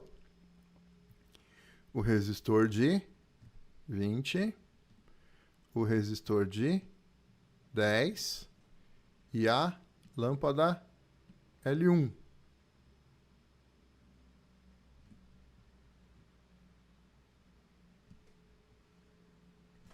Percebeu? Tá? Então eles estão conectados no mesmo ponto. Então, eles estão em curto-circuito. Não vai passar corrente por aqui. Joga fora isso aqui. Joga fora. Deu pra perceber isso? Sabe o que é interessante, Roget? Eu olho pela corrente, você acredita? Eu não sei se eu estou errado, mas eu olho pela corrente. Ou seja, a corrente no fio superior, ela não tem nenhuma resistência para ela passar. Então ela vai sempre optar pelo caminho mais fácil, que é o caminho de cima. Se ela não passa a corrente no, no fio de baixo, logo esse fio de baixo não existe. Então, mas tá correto o que você pensou. É, Então, então, não, então não, sim, ó, segue a corrente. Vem pra cá. Ó, eu vou é fazer isso. aqui pelo fio. A corrente vem pra cá. É que você justificou pela DDP, certo? Certo. Se eu tivesse que escrever, é isso que eu tô querendo dizer. Se eu fosse justificar, eu não olharia pela DDP. Tudo bem, mas eu tô te falando que pela corrente dá a mesma coisa. Ó, não vai vir corrente pra cá porque aqui tá em circuito aberto. Não tá conectado em nada.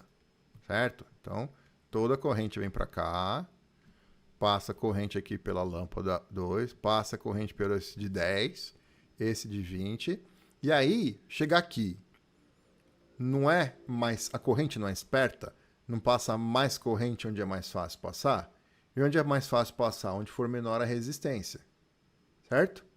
é mais fácil passar, passa mais corrente onde for menor a resistência. Só que olha aqui, ó. Esse trecho, esse caminho, não tem resistência nenhuma.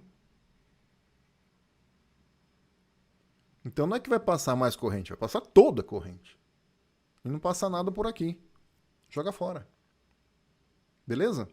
Então, se o seu raciocínio está correto, sim, pode pensar na corrente, tá?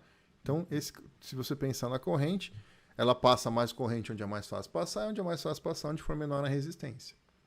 Beleza? Né? Nesse caso, esse pedaço aqui não é que a resistência é menor, é zero. Se a resistência é zero, passa toda a corrente por aí. E, portanto, nada por essa lâmpada L1, né, e pelo resistor de 10 e de 20. Tá? Então, nosso circuito se resume a isso. Tá? Então, vamos escrever isso lá para o examinador. Item A. Chave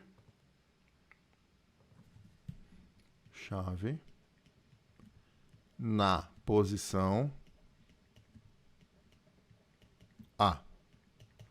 Então, com a chave na posição A, a gente vai redesenhar o circuito para mostrar para o examinador. A gente tem isso aqui, né? O gerador aqui, ó. O gerador aqui. Aí eu tenho a lâmpada L2. O resistor de 10 e de 20. Qual que é a ordem aqui? 10 e 20. 10 aqui. 10 ohms. E 20 ohms aqui. Mais e menos. Tá? Então fica assim o nosso circuitinho. Aí volta lá. Ele quer potência dissipada nas duas lâmpadas. Bom, na lâmpada 1 não vai passar corrente nenhuma. Não vai dissipar potência nenhuma. Potência na lâmpada 1 é zero. Tá? Vamos escrever isso aqui já. A lâmpada L1 está em curto-circuito. Em curto-circuito. Portanto, P1 é zero. Tá? E a potência na lâmpada 2? Veja, a lâmpada 2, qual que é a DDP do gerador? 40. Então, a DDP no gerador é 40 volts. A lâmpada 2 está conectada, ela foi fabricada, as duas lâmpadas, né, foram fabricadas para estar ligadas em 40 volts, certo? Só que elas estão, ou a lâmpada 2 está conectada em 40 volts? Não, né? 40 volts é para a lâmpada 2 mais esses dois resistores, tá? Então, a DDP dos três juntos é 40. Então, não vai 40 só para a lâmpada 2, vai menos. Certo? Certo. Então, vamos fazer o seguinte. Vamos calcular a resistência dessa lâmpada 2 aí, ó. Então, vamos lá. P é U ao quadrado sobre R. A potência que ela vai dissipar é 80 watts. Se for ligado em 40 volts. Tá? Então, a potência é 80 quando a DDP for 40. Então, essa resistência vai dar 40 ao quadrado dividido por 80. 40 vezes 40 dividido por 80. 20. Então, a resistência dessa lâmpada aí vai dar, das duas lâmpadas, né? Porque elas são iguais, 20 ohms. Tá. Bom, agora que eu tenho a resistência da lâmpada, eu consigo achar a corrente que passa por ela. Certo? Se vocês repararem, como está em série o circuito, né? A corrente que sai no gerador é a corrente que passa na lâmpada 2 e nos dois resistores. Né? É o I total. Então vamos achar esse I total fazendo a primeira lei de Ohm. U é igual a R vezes I. Qual que é a DDP total? 40.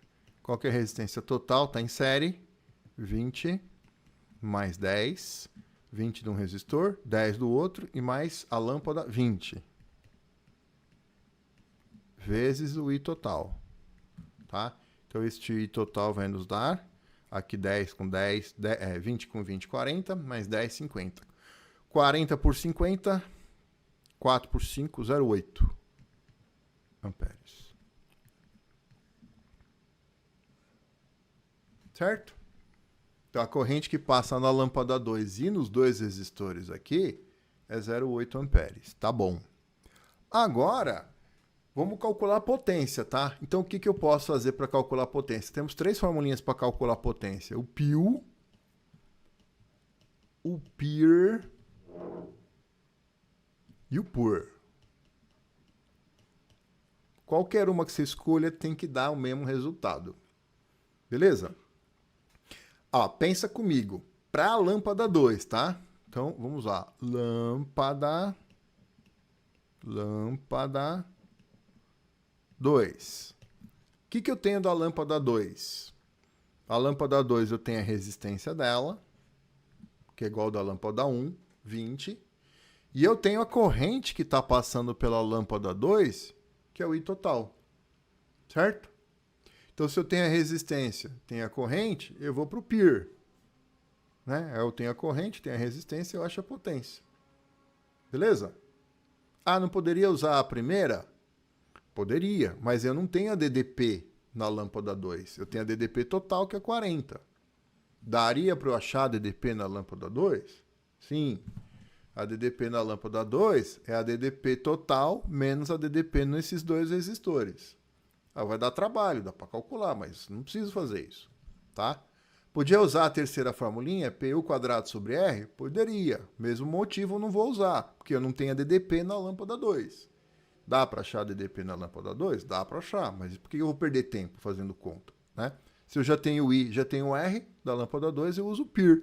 Tá? Então, P é I quadrado vezes o R. Então, P na lâmpada 2 é o I, que é 0,8, ao quadrado, vezes o R da lâmpada 2, que é 20. Então, a potência na lâmpada 2, 0,8 ao quadrado, é 0,64, vezes 20, 12,8. A potência na lâmpada 2, 12,8 watts. Então, ele perguntou no item a potência da lâmpada 1, está aqui, ó, a lâmpada 1 está em curto-circuito. Potência na lâmpada 1 é 0. E a potência na lâmpada 2, 12,8. Beleza? Volta lá. Matamos o item A. Calcule as potências dissipadas na lâmpada 1 e na lâmpada 2 quando a chave é ligada no ponto B e a indicação de um perímetro. Tá? Então agora vamos ligar a chave no ponto B. Agora apaga tudo. É um outro circuito, tá? Apaga tudo. É um outro circuito. Agora nós vamos ligar a chave na posição B. Tá? Então agora a chave está aqui, ó, B. Esse pedaço está em circuito aberto, joga fora. E aí o que acontece? Ó, vamos lá. Se eu chamar aqui de... Eu vou chamar pontinhos. Eu chamei XYZ para não confundir. Vou chamar de A minúsculo, tá? Pontinho A. Pontinho A. Ó, daqui para cá é só o fio. Pontinho A. Daqui para cá está conectado. Pontinho A. Daqui para cá está conectado. Pontinho A. Daqui para cá é só o fio. A. Beleza. Então, olha só. Dá para ver aqui, né?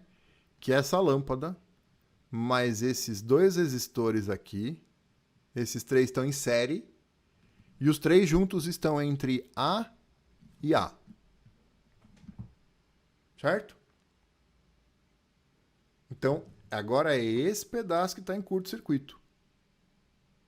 Né? Então, como é que fica o nosso circuitinho? Aqui pontinho A, pontinho A. Aqui eu vou chamar de pontinho B. O amperímetro ideal, eu penso ele como um fio. Pontinho B, pontinho B, pontinho B, pontinho B. Tá? Então, como é que fica agora? O nosso circuitinho. O nosso circuitinho agora fica assim, tá? Então, eu vou redesenhar ele, ó. voltímetro, pontinho A, pontinho B, tá? 40 volts aqui. E aqui, ó, entre o ponto... Esse resistor aqui, um lado, o de 10, né? Tá aqui, ó, ponto A.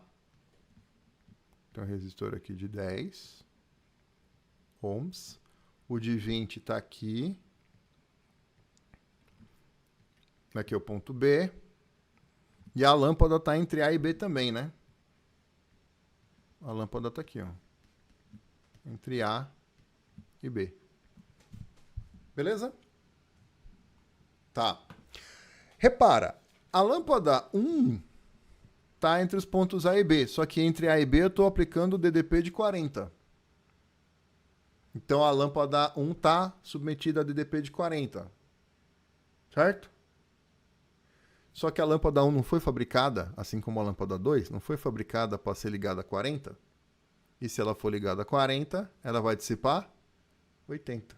Então já achou a potência dissipada na lâmpada 1. E a potência dissipada na lâmpada 2 é zero, ela está em curto, não passa corrente. Tá? Então vamos só redesenhar para mostrar isso para o examinador. Então, chave B. Chave na posição B.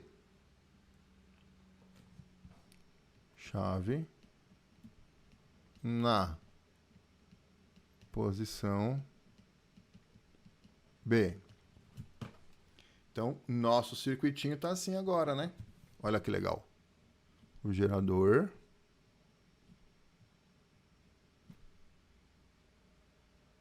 Aí eu tenho os dois resistores aqui. 10 ohms. E aqui o resistor de 20.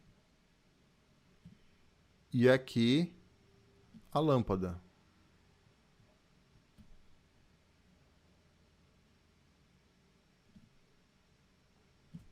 L1.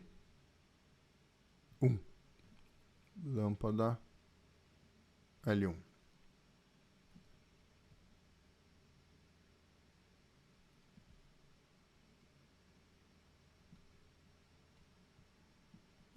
E aí o gerador está aqui 40 volts, tá?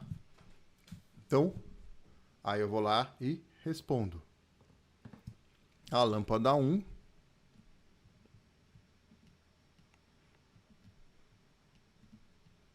está submetida a 40 volts. Vou colocar aqui, ó, tensão nominal. Tensão nominal. Ou seja, a tensão pela qual a lâmpada foi fabricada para funcionar, tá? Logo, a potência P1 será 80 watts, né? Potência nominal.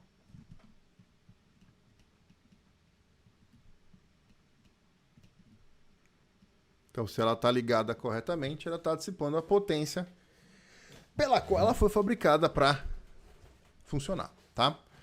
Tá, aí a lâmpada 2 está em curto-circuito. A lâmpada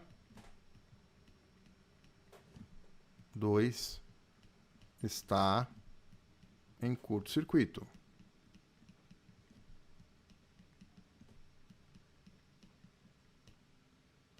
Então, P2 igual a 0.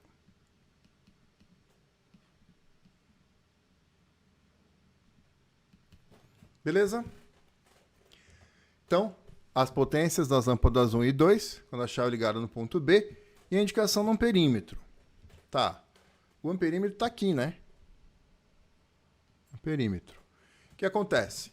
O gerador impõe o sentido da corrente, sai lá do gerador, polo, barrinha maior, polo positivo, barrinha menor, polo negativo, sai lá o I total,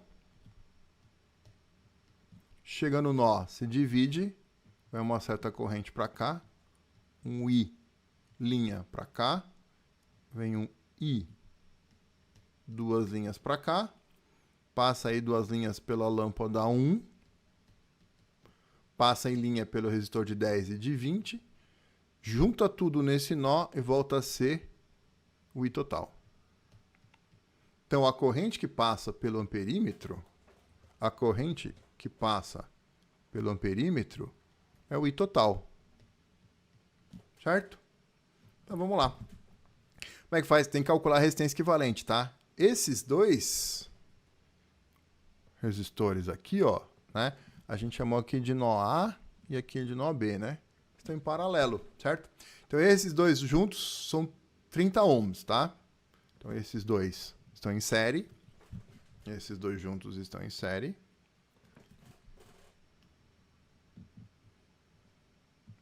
A resistência equivalente aqui, né? Ele vai ser 30. E o que deu está em paralelo com o L1. O L1 tem 20 ohms. Tá? Então vamos lá. Resistência equivalente vai ser paralelo, né? Produto 30 vezes 20 sobre a soma. 30 mais 20. Então a resistência equivalente vai dar 600 por 50. 1,2, né? Então essa resistência equivalente vai nos dar 1,2 ohms. E aí aplica a primeira lei. U igual a R vezes I. U é igual a R vezes I. O U total é 40. A resistência total é 1,2. Eu vou achar o I total. 12. 12, obrigado. 12, verdade. 60 por 5, 12. Graças. E aí, o I total vai nos dar 40 por 12. 40 dividido por 12. 3,333. Tá bom. Vamos deixar em fração. 40 por 12, 20 por 6, 10 por 3, né? 10 por 3. 10 terços. 10 terços de ampere. Então, aí você coloca lá, né? Responde. Indicação do amperímetro.